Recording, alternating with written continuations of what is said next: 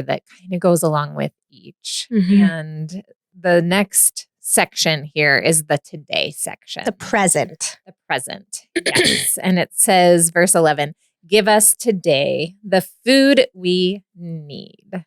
Or in like other translations, give us today Our daily bread. Yeah. Right. Yeah. For those of us who K- learned the King KJV. James. Yeah. Learned the King James, which is probably most of us. Yes. Give us today the food we need. So this is a prayer of reliance Mhm. on God, of looking to Him to supply our needs, going to Him for everything, really. Yeah. Everything that we need. So we say the word food or daily bread, but really that just is all encompassing kind of terminology that could be used for any of our needs. Right. Supply our needs, the things that we need to live. God, will you be our source? Mhm. Is what this is saying. And this term that we translate as today or daily, this is the only place that word is used in the entire Bible. That's cool. Yeah. Jesus uses this word daily. And so when we put that together with food, our daily food, or give us today the food that we need, it just means food for today. Right. You're not saying, God, give me food for this week. Like For my life. For my Take life. care of all my needs. Mm-hmm. It's today. Which also implies you have to go back each day. Right? Right. And that, I think, just takes us back to the Old Testament story that most of us are familiar with. But when the Israelites have been led out of Egypt and they're in the desert Mm-hmm. and they need food and they need God to provide for them, because clearly when they ran out of there in the middle of the night, they couldn't take food for what ended up being 40 years. And so they had to cry out to God saying, God, would you feed us? And so He sends them manna and quail. And every day when they wake up, it has basically rained food all around their camp. And they're told to go out and collect the food that they need for that day. Because they didn't bring their refrigerators. Right. Right. And because God wanted them to rely on Him daily. And what happened if they gathered more than that day's food? The food would spoil overnight. They would not be able to eat it the next day. So it was a training ground for them for this prayer. Give us today what we need for this day. And so it takes us every day back to Him. Every day back to Him. I love it. I love that. Yeah. Yeah. We don't, though, like it. Yeah, no, I like it. I love it when you are talking about it because it is so beautiful that He just keeps bringing us back to Himself, drawing us to Himself. I don't like it when I'm like, but God, I do need to know what the next 10-year plan is. So if you could just give me that now, provide forever, which He will, but we still have to keep going back. Right. Yeah. Right. Yeah. And when we hit those bumps and snags of life, like our husband's job suddenly disappearing. Yeah. We just had someone come through the office last week and she and her husband worked at the same place and they just did away with so many jobs and both of them lost their jobs. And she's like, but I know God's going to provide. That's what this is about. Yeah. Which is so funny. I mean, it's not funny. I use that term a lot. It's ironic that Steven, my husband, has lost his job. He doesn't get fired. He's a contractor. So when they don't have extra money, he can't work. Twice. And I think in the last couple of years, he has grown so much that when he does, we both are like, well, God is going to provide and it's going to be okay. And that is such a great place to be because that stress is not fun. Yeah. But we have to bring it to Him every day. Yes. Yes. I like the word here, give us today the food we need. We're not asking God to lend us. We're not asking God to sell to us. We're asking Him to give to us. So this is a request of dependence, and it's getting our hearts in the position to receive. Say, will you give me what I need? That is a hard thing for us to do. We don't like to depend on other people. We don't like to ask others to supply our needs. No, that's vulnerability. It's scary. We've been trained to supply our own needs, Mm-hmm. to take care of ourselves. Yeah. To well, like it's like the American dream, right? To get the white picket fence and supply all the things and have the nice cars. And that's what the American dream is. So that's what we've been taught, even through school. I remember like that was the goal. And it was all self-reliance. It was never dependence. Yeah. So we're completely in this request, flipping most of what we've been taught on its head, in that we're saying, God, will you give me what I need? And this is not in any way saying we don't partner with him, that we're lazy, that we don't need to work, that we're just going to sit back and wait for all of our food to show up on our doorstep. I always think about stewarding what he does give in that moment. Like, because I think of people that like, maybe they are living paycheck to paycheck, you know, waiting daily for that food. And they're in such a good place to repeatedly go back to him.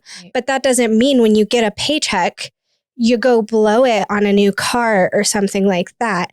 You do need to be wise and steward what he does give you well. Right. Yes. And that goes back to kingdom, which we already talked about, right? Is that if we believe that we are part of his kingdom and that I am living as a member of his kingdom, then I want his will for my money. And so I will use it in that way. Right. But yes, we still have to work. But what this is teaching us is that we don't have to worry. I'm still going to work, but I'm going to then live in dependence and trust that God's going to supply what I need and that I don't have to live worried that my needs will be supplied. Right. But yes, this is very much about needs, which is a good point that you're making, is that I don't need a brand new car. I could live with a beater. I don't need to get my nails done. I could live with my nails. I feel like you're speaking to me. I haven't done like painted my nails in forever. My car's falling apart. You know this. I'm not speaking to you at all. No, I was speaking to all of us. Like it's something for all of us, you know. And I told you, I feel like God has kind of allowed us financially to live in this place just where we have what we need, but we do without a lot of luxuries. And that's okay. That's okay because it's taught us this dependence. I don't need to get my nails done. I don't need to have a new car. I don't need these things. What I need is provided. What I need will be cared for. And I've never lacked. Yeah. So it's... Well, and then you think about people, in Africa, or I don't know, I've said multiple times, I keep listening to different countries and stuff, but they have no choice but to rely on God. And he moves so big there because of their dependence. Right. So cool. I actually just told Stephen again this morning, I was like, we should move to Africa.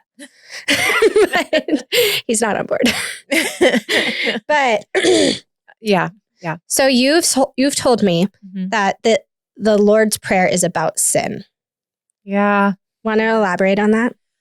Yeah. Well, I just think that every phrase of this talks about either living in God's will or living out of God's will. And so therefore it's all about sin. It's all about, sin is any time that we're living outside of his will. And we'll get into that a little bit more in the next session. But in this prayer, this phrase of this prayer, give us today the food we need, we're addressing, I believe, the sins of pride and worry. So the sin of pride says, I can provide what I need for this day. Yeah. I've got the ability. I've got the capacity. I've got the desire. I've got to. That's what pride says. Pride says, I will provide for myself. I can do this. And it's it's a belief that everything I do on my own. Humility recognizes that if I have any capacity to work for a living, it's because God gave it to me. Mm-hmm. Humility says, if I can provide, it's because God allowed me to provide. So even when we're looking at it this way, we've got to step outside of pride and say, give us today the food we need. Okay, that's going to require me to work, but I can only go to work today if God allows me to wake up with a body that takes me to work. Some of us know what it's like to not have bodies that are allowed to work. Yeah. And then it's a different type of reliance. But we have to recognize that in any given day, that capacity could be removed from me. Mm-hmm. That any amount of smarts you have, any amount of strength you have, any amount of creativity that you have, it's all being given to you by God. So when we go to God daily in dependence, we are fighting pride, the sin of pride. My husband has a tendency toward this, but I've seen him this last couple years again, just daily. He does it at night. We pray with our daughter, but every night he thanks him for being able to work. And Quinn has started doing it too. And so it's kind of like a reality check, for lack of a better term, but it checks his pride, right, and reminds him, God is letting me do this. God is providing this job today. My body. Yeah. All of the things. I'm probably more prone to the other. The worry. Yeah. So worry, I think, is the other thing that we're fighting in this prayer. And, we have to choose at some point, who is going to be my provider? Is it going to be God, or is it going to be myself? And if we choose self, then we're also doomed to live a life of worry, because I now have taken the weight of God as our provider onto myself. And now I have to provide for myself. And so then it becomes this worry about the future, this worry about what about tomorrow? Am I going to be able to do this tomorrow? What's going to come? Well, then I need to provide, and I need to plan for that. And then we just start like jumping ahead years and years and years and trying to have a plan and trying to, work around this and figure out this and save up and store up and all of these things that our brains just start going crazy. And suddenly we're slaves to worry. Yeah. Because we think that we are our own providers. Yeah. I, as if you've listened to the podcast, I struggle with anxiety, but I actually have been delivered from it, which has been crazy. Like, you guys, I did not even know what to do with myself without anxiety. And it's because worry was my provider. So I called Karen and I was like, I'm not worrying about Quinn all the time. Like, I'm not staying up. I'm not waking up worried. I feel like I'm not being caring. Like, I feel like I'm loving her badly. But it was just because I had chosen worry to be my provider for so long that when I didn't have it, I felt unsteady. And I had tricked myself into believing that if I worried, that it would prepare me or protect us. Give you a false sense of security. Yes. And then it leads into control and a whole host of other things. But yeah. And so definitely it's the choice of worry or God. Right? Right. Yeah. Worry or God, pride or God. And pride or God, yeah. This prayer is just setting us back in a place of humility, in a place of dependence, in this place of every day putting ourselves back. That's why it's give us today. So every day I'm coming back to God and I'm putting myself back into position and saying, I'm not the boss. I'm not in charge. I don't need to worry because you're my provider and you're going to take care of me today. I don't think that I ever have fully been there. And these last even few weeks, which has like really, I'm being shown that. And it is so, I understand about the yoke being light. That's how it feels. Like just this heavy burden of trying to control everything and worry about everyone and provide not only for myself, but everybody else is gone. And it's like, it's so freeing. But yeah. Yeah. Let's I'm going to jump right past all of this just because where you're already Okay. talking about your story.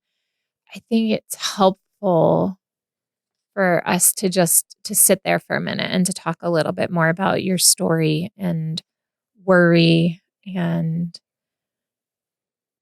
lack of trust or the desire to trust yourself to control. Yeah. Can you just talk a little bit about how you think this came to be your norm, how this came to be who you've become? Yeah.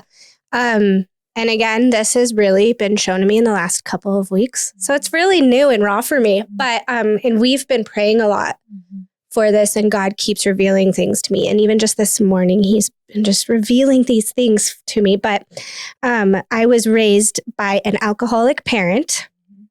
And so I had 2 younger siblings.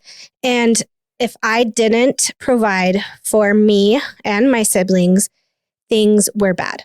And it was scary. And so through that, I learned a reluctance to trust someone that was supposed to care for me, someone that was supposed to provide for me. And not only for me, but my siblings. And so it was a lot of weight. And so today, well, I'm working on it, but I have a hard time trusting God to provide for me. It feels scary.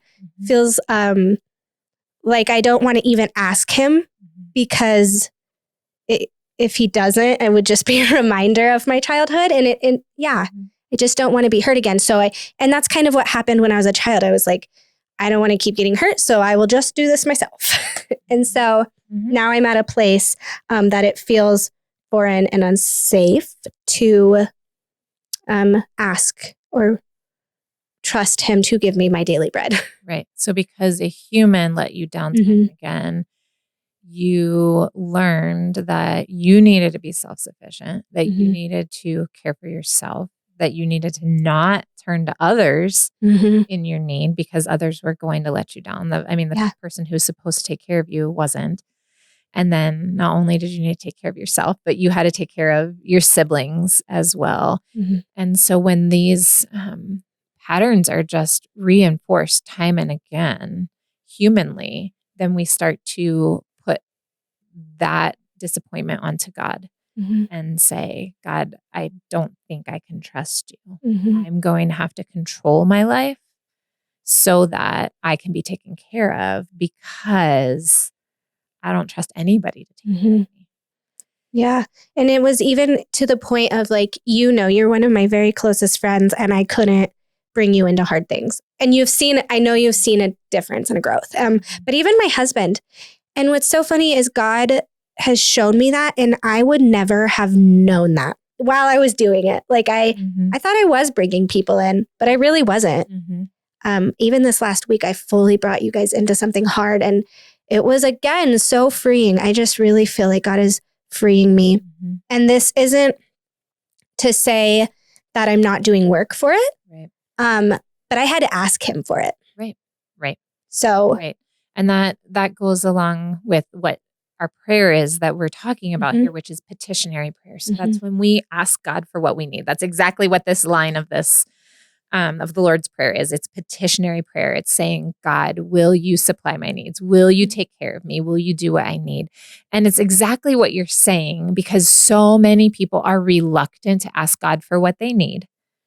And the reason is why? Why are we reluctant to ask God? Either we think, I don't want to bother him. Yeah. Why would I bother God with this small thing when there's world hunger? Right. Why would I ask God for this? We don't want to bother him. He's God. Why would I ask him about each and every little thing? Or we think he already knows. So why would I ask him? Because he knows what I need. And again, we don't want to be a bother. And that's a lot of this self-reliance, is that we've learned that we're a bother and we don't want to be a bother.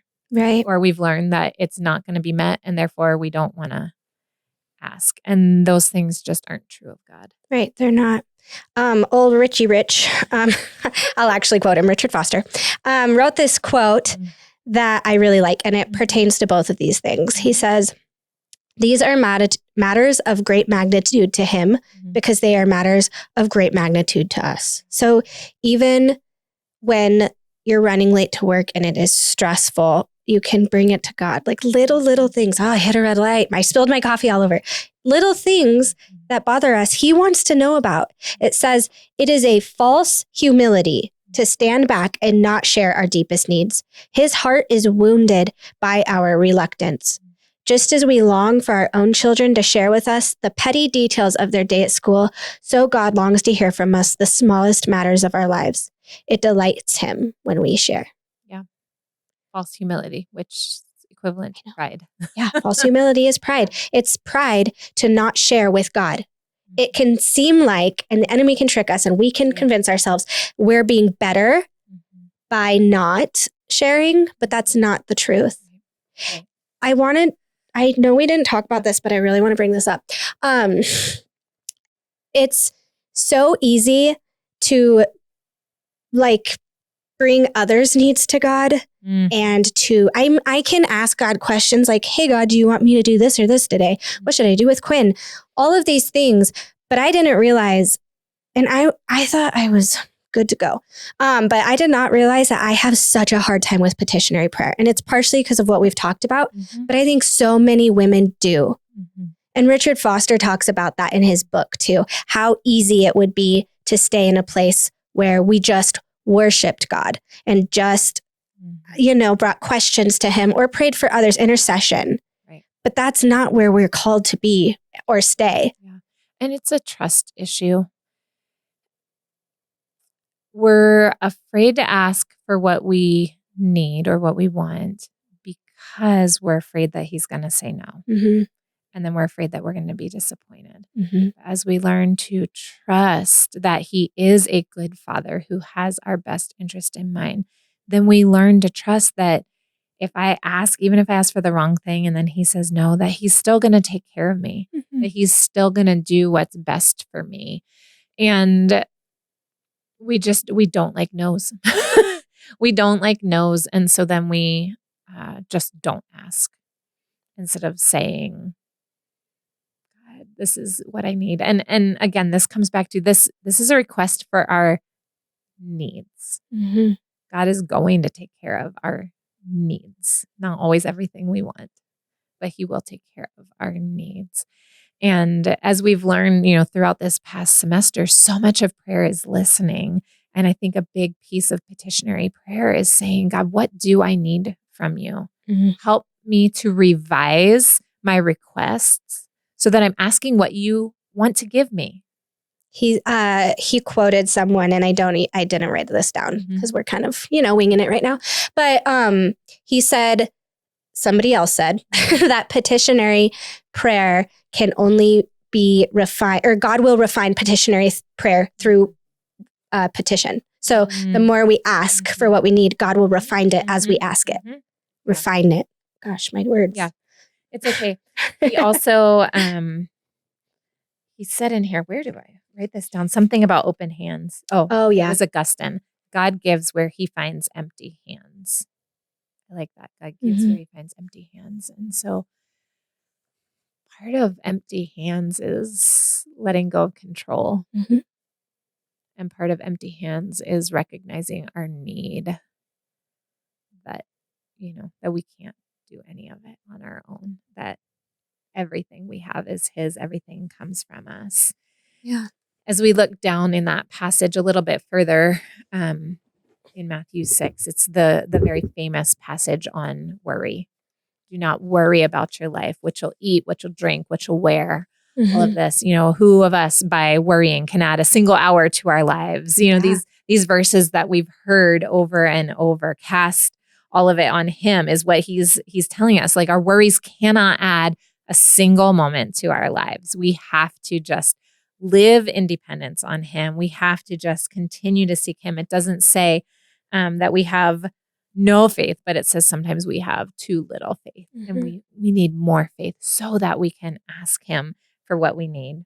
Verse 31 and 32, don't worry about these things, saying, what will we eat? What will we drink? And what will we wear? These things dominate the thoughts of unbelievers. but your Heavenly Father already knows your needs. Worry is a characteristic of an unbeliever. So when we are living worried lives, when we're living in continual worry, we're living like unbelievers. That right there is Convicting.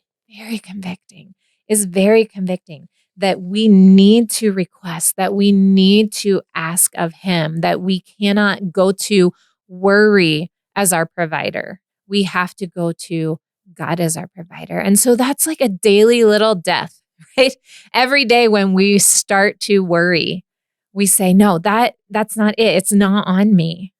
I need to put those thoughts to death, and I need to go back to God every moment, every moment, every moment. And Foster talks about that. And he says, we start with little things, just little tiny things. We start asking God for the very little things that we need. And as we petition him, petition grows petition, right? So then we grow and our faith grows so that we can ask for bigger things and bigger things. Mm-hmm. And then we're not scared and we trust. Mm-hmm. Yeah. And when the no's come, it doesn't throw us. Right. Because we have grown in trust. Yeah, that makes sense. Because we've seen him provide. The name Jireh, God my provider, just comes to mind so often lately. God is my provider. And if God calls us to something, if God sends us somewhere, if God asks something of us, he's going to provide what we need. So we just come to him daily saying, God, you are Jireh. You are my provider. Provide what I need for this day. Every day, every moment, just continually going back to him in this prayer. You were saying, it's like being a child. That's what it's all about. Right. Yeah. Looking to him as our father. Mm-hmm. Because when Quinn comes home, and I said this, Richard Foster said this, and her day is full of kindergarten drama, playing games and things, I still care. It literally does not affect me. Do I think like it is not going to affect her for the rest of her life, but I still want to know every single day. Because I don't stop caring. Relationship. Yeah. Because it brings us closer. It grows intimacy. And that's what petition is. Prayer of petition is. It's growing intimacy with your Father. Mm-hmm. Mm-hmm. And through that, I think he'll refine our requests in that as we ask him, as we get, it takes us deeper into relationship with him. And then eventually we start to see that the things that we've been asking, I didn't need that. There was a question, and it was, what would it look like if I got every single prayer I'd ever asked for? And I thought about that, and I was like, oh, that is scary. Thank you, God. I would have a whole zoo, and I would not be able to do this because I'd be taking care of my animals. He knows what's best. Right. I mean, think of all the relationships that we've been saved from, oh my goodness, high school. Yeah. You thought were your soulmate, and God was like, that's not my best for you. But it is, God. So many things that we ask for, and it's not what you need. And so then with those things that you can look back on and see, like, goodness, I am glad that I am with Stephen and not the person that I once prayed that I was with. Right. But then you can trust him. You can look back and remind yourself of those things and trust him when the hard no's hit, when miscarriages or death or loss of jobs hit. You can know that even though you don't get it right now, he is for your good and for his glory.